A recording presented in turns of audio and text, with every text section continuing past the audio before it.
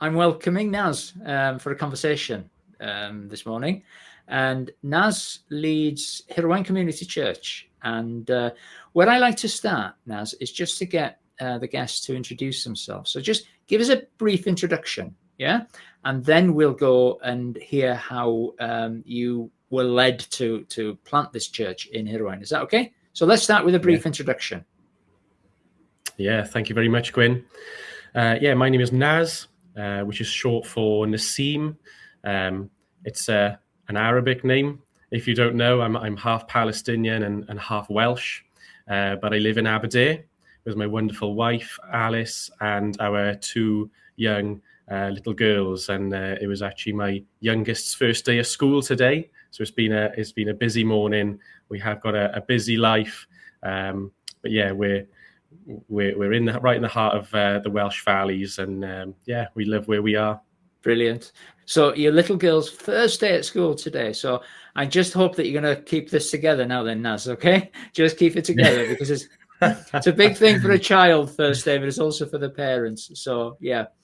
Listen, planting a church, you don't just wake up one morning and think, I think I'll plant a church. Okay, it's a journey to planting a church. Tell us a little bit about your journey of how you and Alys ended up planting Hirwaen Community Church. Can you? Yeah, of course I can. I think it'd be good to say from the beginning, I never ever saw myself planting a church in a million years, or a church leader. Yeah, never thought I had the character, the qualifications, or anything like that. But here we are with the calling of God. A little bit about how it started, really. Before we were married, Alys and I would occasionally stop in the village of Hirwaen, which is 3 miles up the road from where we live at the moment, and we would just pray. We didn't have any ideas about church planting. We just felt the Holy Spirit led us to pray for the area and the people. At the time, we attended Bryn Zion Baptist Church. Alys became an intern. She was employed youth and community worker. The church was growing, and we served the community on a number of different fronts. And God was really doing amazing things in that church and in that community. So it almost didn't come as a surprise then when a request came from the Baptists to consider taking over a small red brick church building in Hirwaen called Zion Baptist Church. Right. The church had no congregation, and they'd all passed away. Gosh. The building needed considerable work. And to be totally honest with you, no one knew what to do with it, really. But after praying there was a unified sense that the Holy Spirit was stirring hearts. So Bryn Zion took on the building. Believers from Bryn Zion then, including us, started to meet half-termly for worship and prayer on an evening in the Zion building. And those prayer nights, I remember, were so just so powerful. I think I struggle to think of other meetings where the sense of urgency for the Spirit to move was so desperate, but also so unified as well. I think the biggest thing that there was a sense of was that God had done great things here before and that he wasn't finished. However, I remember that the state of the building wasn't good. And I remember as we were leading worship, the floorboards were so rotten that a friend of mine, as she played the keyboards, I could see the floorboards bouncing underneath her. And we thought, as much as we have this sense that we have to be here and worship here and pray here, I feel like we're going to fall through the floorboards. This isn't a great start. So the prayer nights carried on, but we moved locations to a YMCA building right behind the Zion Baptist Chapel, which has been run by wonderful and faithful Christian friends of ours, a family for over 47 years. Wow. Okay. So the prayer continued.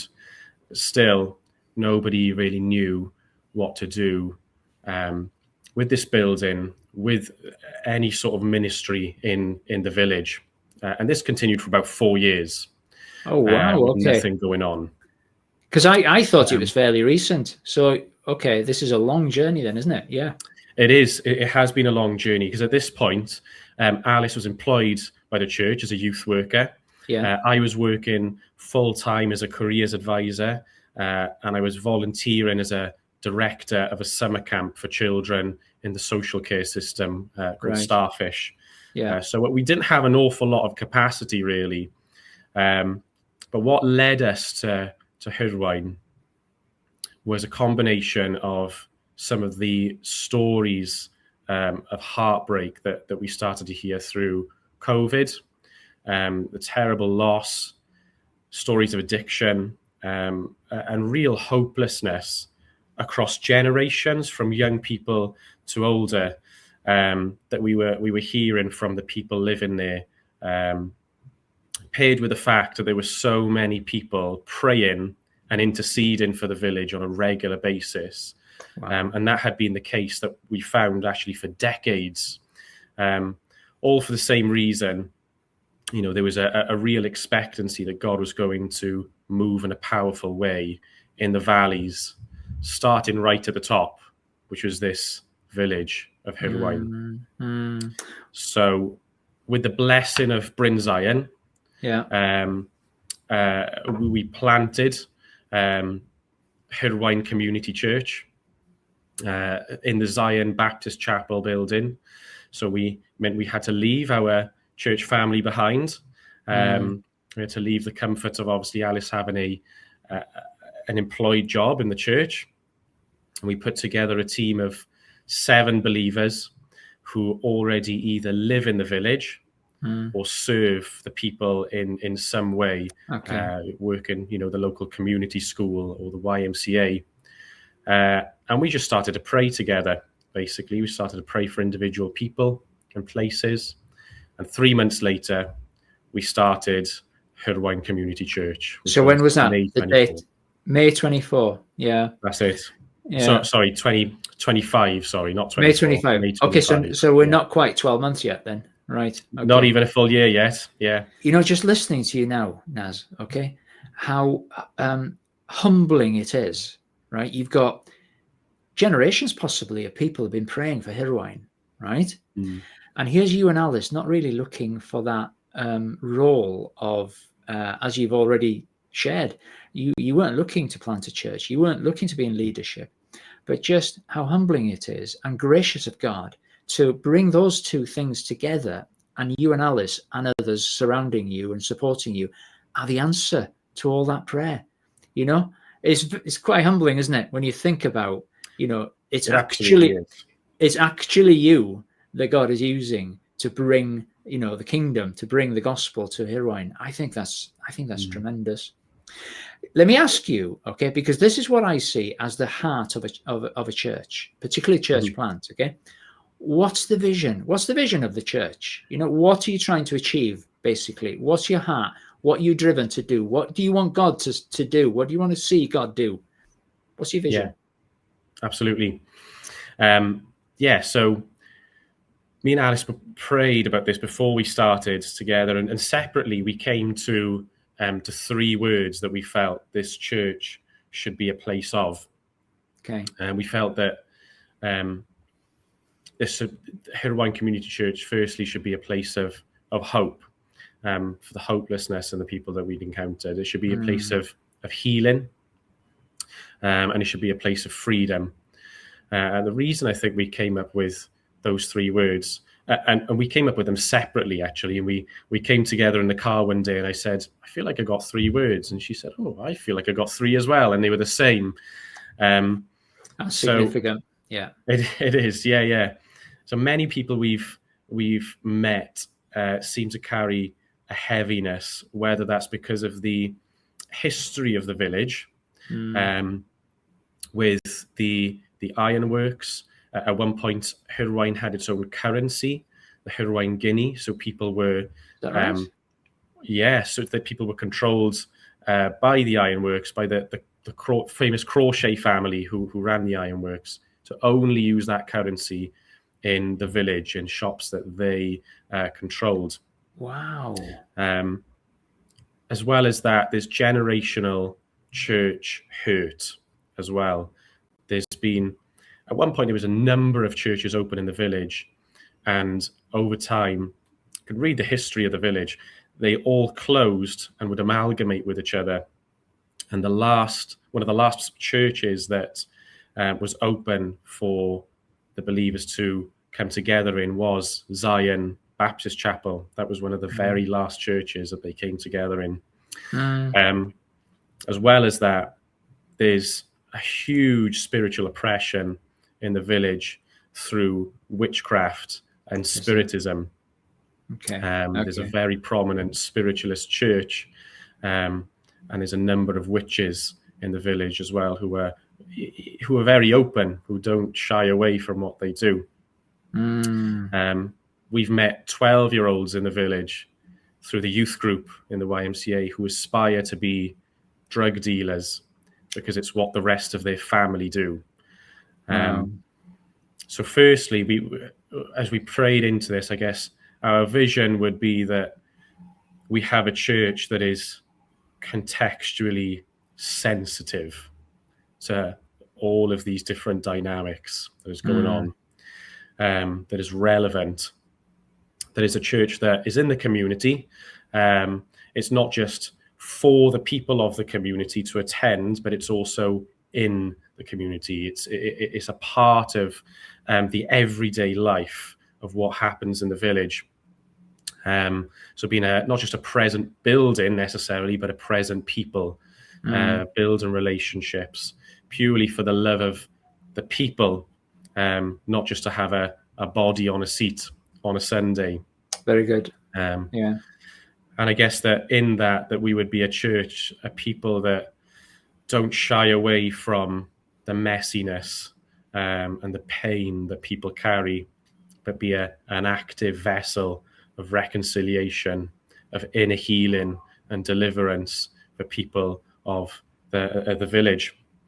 Yes. I think God has asked us not to shy away from that, not to be afraid of it, first of all. Amazing. Amazing. Yeah. Can I just ask you, give us a sense of the size of Hirwaen, population-wise? Because I've no idea. How many people live there? Hirwaen, so there's around 7,000 people that live in Hirwaen. Okay. So it's a good village, good sized village. Spiritualism, witchcraft, and addiction are probably the main difficulties that people in the village are facing, combined with the church hurt. There's also reluctance then to find freedom from those things. And I think what shocked me the most is that those things don't, there's not one generation that are sort of attracted to those things. It's talking to young people, I've met a number of young people who are already involved in crime and, drug dealing or drug taking, as young as 13, 14, 15 years old. And even yesterday, I met a man who came to one of our services for the first time, who just had a heartbreaking story of how one of his very close friends died of an overdose only just before Christmas, in December. And these stories of real heartbreak, young people dying before they should, and people getting caught up and oppressed by demonic forces are so common, more common than you'd ever think. Before we planted this church, I don't think I'd really ever heard anyone openly talk about the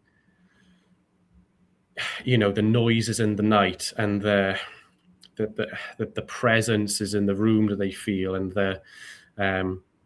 some of the weirder and wackier things that we tend to not have answers for as believers, so try to avoid sometimes, instead of seeking the Lord on. Yeah, it's as if you've been introduced to a different world, really, isn't it? In your experience in planting Hirwaen Community Church, would that be a fair thing to say? Yes. Yeah, yeah. And sometimes, It is. when God leads us into something, very often it's good not to know actually what we're being led into, because we'd be, sort of digging our heels in. Yeah, But you're right. yeah, but if he's calling us into something, then the grace to go with that calling is there. So, the grace to do what you've been called to do is upon you, Naz, and Alys. So with all those challenges then, Naz, how are you? This is early days for you, but what are the sort of things that you're doing to try and reach? But sometimes it sounds as if you don't even have to try and reach, but you just need to be open and available for people to come to you. So I don't know what you're doing. I don't know how you're finding it. I have no idea. So what sorts of things are reaching the community that your presence has brought? Absolutely, yeah. The first thing we started doing was being more prominent, be more available, I guess, in the YMCA that I mentioned earlier. Yeah, it's got a wonderful coffee shop. So we just started to drop in. We started to talk to people. We started to get to know them and hear their stories. Brilliant. And we just started to get more involved in some of the workings going on there, the youth group, and things like that. And we just started to I guess, present ourselves as people of peace, in some of those places. When we started in May 2025, we started with something called Light Lounge. Light Lounge, yeah. Okay. So we started every other Sunday, 5:00, because lots of families take kids to sports and stuff like that in the morning, on a Sunday morning. And we would cook a meal, so people would come and get fed. We wouldn't set the chairs up in rows or anything like that, but we would sit around tables, and we would have a gospel sort of presentation, whether that's 10 or 15 minutes, or the Alpha course, and then we would just put questions up and chat to people then for the rest of the time. So people almost were able to bring difficult questions, were able to come as they are, to ask difficult questions, to find the answers. And it's only as of January now we've started a church service as well. So we've started meeting weekly. But we also we're available and around in the community for things like there's an open mic night. So I go and, I'll do 2 or 3 songs with like a gospel message. And it just sparks conversations with people. Lovely. Another thing we do is we have a midweek Bible study at a lunchtime on a Wednesday. So it's just a place for people to come. Again, you sit around a table, we open up God's word for an hour, and we explore biblical themes and how to apply them to our lives today.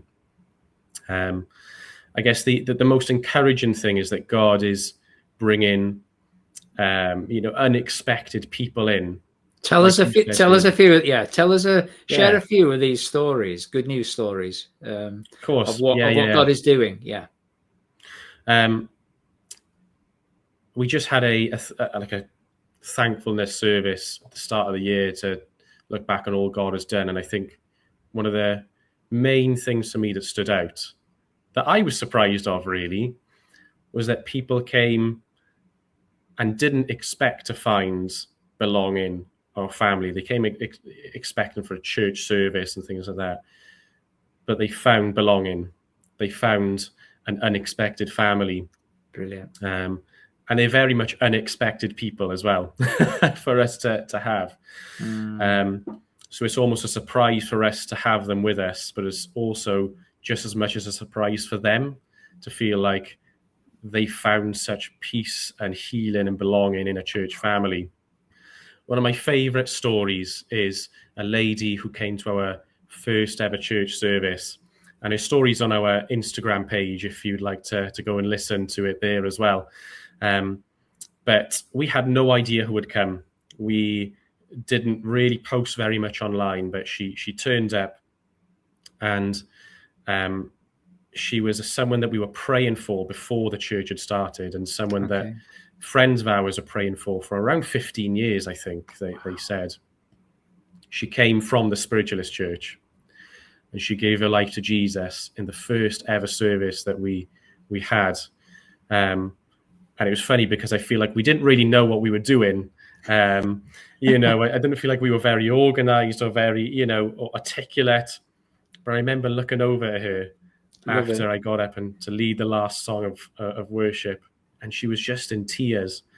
And she said, in all the years that I've been attending the spiritualist church and, talking to mediums and reaching out beyond the veil to, the dead or whatever they did there, she said, I have never encountered such peace and such love as I have sat here. And she then got baptized in the summer down in Rest Bay in Porthcawl. And we were able to walk through discipleship courses with her and Freedom in Christ with her as well. And she's now continuing to come and grow and be discipled and be a disciple maker as well. She just can't stop talking about Jesus. If you see her face, her eyes are just glowing, Brilliant. She looks so light. She looks so almost shining, really, So for me, that's probably one of the most encouraging stories that I get to hold on to when times get a bit difficult, when we get a bit busy. Thinking about her just keeps us going, really. Yes, such a beautiful story. And I tell you what strikes me about that story is that, she was in the spiritualist church, and in the very first meeting, God met her, okay? Very first meeting in your church, God met her. What strikes me is that God doesn't hold our past against us, no matter what we've been involved in, whether it is, spiritualism or whatever, which is not good, okay? And it's not what God wants for us, but he doesn't hold it against us. He didn't point a finger and say, well, you've been involved in that, so I've got no time for you. Not at all. He saw her heart seeking him, and he just met her and didn't condemn her for her past, didn't hold it against her, but just opened her heart up to his love. That's really humbling, So for anybody out there that's listening, that we've all got a past, but whatever your past is, God doesn't hold it against you. Just come and just be free and find the true meaning, true purpose of life in him. So amazing. Just in bringing this conversation to a close now, Naz, is there anything, I always like to ask the guest, is there anything else that you want to share that I haven't asked, or that you've not had opportunity to share? Anything else that you want to share? Yeah, I think it's probably worth going back to, I mentioned our building earlier, the Zion Baptist Chapel. It needed considerable work and still does. However, when our team started to take apart various pieces of furniture and get rid of all things, there was a little sort of old booklet found in the church that was almost the vision for the building after the believers had passed away, so that they knew that the end was coming, and almost put this little booklet together for what they wanted to see happen there. So when was that written? When was that written then, the booklet? When was the booklet written? Oh, so that was written around early 2000s, I think it was. So they knew that, the believers the congregation started to shrink, and they didn't know what was coming next. So they started to put this booklet together, and they talked Brilliant. about the prayer and what has gone into the building and that community. They talked about, Wow. almost the platform of prayer, that they believe will be that will raise up, the next move of God in that area, and in that building in particular. So it was an amazing find, to start with. But also since then, we've been stripping out this building, and we don't have very much funds. We don't have very much money, and God has provided time and time and time again, where very generously people have given things, not small either, front doors, back doors, the fitting, lots of expensive commercial, equipment for kitchens and stuff like that. Gosh. Given it free of charge, or charge very, very little for us to have it. And our team then has been able to come in, and myself included, we've rendered walls, we've demolished things,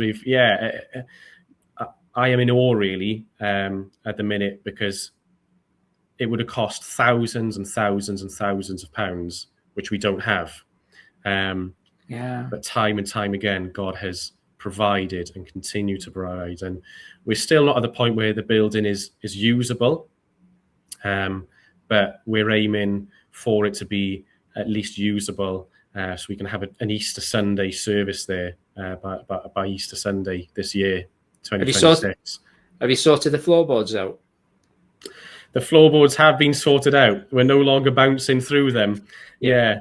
Because somebody's thinking, drop into the baptistry. Somebody's thinking, I'd love to go there, but I don't trust the floorboards. So we needed to get that clarified. Absolutely. And while we've been working on it, it's amazing. There's always been confirmations of that, because people have walked past and put their heads in and said, is this chapel opening back up? I was baptized here, or my mother, she was married here, or they held my grandfather's funeral here, 20 years ago. So people are watching, and there's almost a sense of the same expectancy from the community, that we sensed when we first went in there as well. So I think that's worth noting. There's something exciting going on there. So we're really excited for the building work to be completed, and for the church to be back in the building, because we believe it's going to be a prayer hub, a real place of power for people to come and find freedom. Yeah. I'm going to ask you as a last thing, how people can contact you. Okay. But just on what you were saying, that, people have been generous, you've been doing work, etc. It's part of the journey. If you'd have walked into a, brand spanking new church with everything done, okay, not half as exciting as building it yourself. When I mean building it yourself, bringing it together yourself, not half as exciting. And so that's why God makes it part of the journey, that you're hands-on. So well done, guys. Well done, guys. Give us some contact details, Naz, in case anybody wants to get in touch with you. Can you? Yeah, absolutely.